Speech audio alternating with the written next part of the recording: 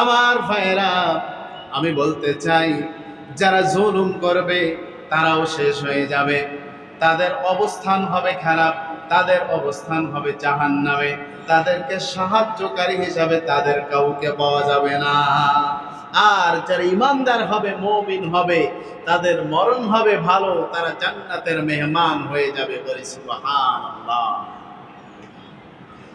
আমার ভাইয়েরা, এই জন্য জুলুম এমন একটা বিষয়, বিশ্ব নবীজি মুহাম্মদুর রাসূলুল্লাহ সাল্লাল্লাহু আলাইহি ওয়াসাল্লাম বলেন, আয-যুলমু যুলমাতুন ইয়াউমাল কিয়ামা।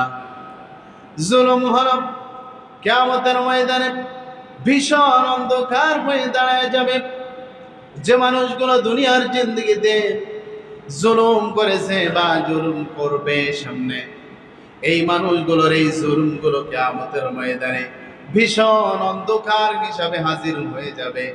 কারণ তারা সামনে দেখতে পাবে না, অন্ধকার হয়ে যাবে।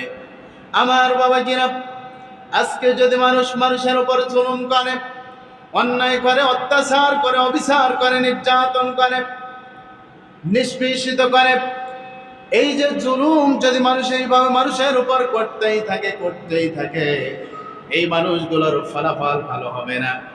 তারা তো দুনিয়া থেকে লাঞ্ছিত, বঞ্চিত, অপমানিত, অপদস্থ হয়ে দুনিয়ার জিন্দগি থেকে চিরতরে বিদায় নিয়ে যাবে, চিরতরে বিদায় নিয়ে যাবে।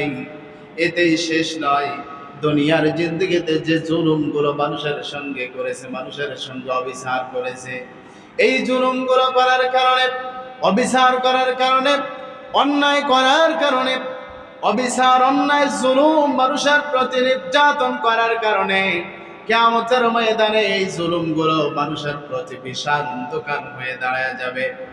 আমার বাবাজিরা, কোন মানুষ হয়ে যদি মানুষের উপর নির্যাতন করে, জুলুম করে, আল্লাহ রাব্বুল আলামিন তার উপর মামলা দায়ের করবে, তারে জাহান্নামী বলে জাহান্নামের দিকে হাঁকায় দিবে। আল্লাহ রাব্বুল আলামিন বলেন, ওয়াসিকাল্লাযীনা কাফারু ইলা জাহান্নামা যুমারা। যাদেরকে জাহান্নামী বলে ঘোষণা করা হবে, তাদেরকে জাহান্নামের দিকে ধাক্কাইতে ধাক্কাইতে, টানতে টানতে, হেসরাইতে হেসরাইতে জাহান্নামের দিকে নিয়ে যাওয়া হবে। নাউযুবিল্লাহ। এই জন্য বলে জুলুম এমন একটা পাপ, জুলুম এমন একটা অন্যায়, জুলুমকারীরা রেহাই পাবে না, মুক্তি পাবে না। এই যে মায়ানমারের অভদ্র নাফাক মহিলা অং সান সু চি মুসলমানদের উপর যে নির্যাতন করেছিল, জুলুম করেছিল, মুসলমানদের উপর নির্যাতন, জুলুম করার পরে কিছুদিনের মধ্যে তার উপর জুলুম শুরু হয়ে গিয়েছিল।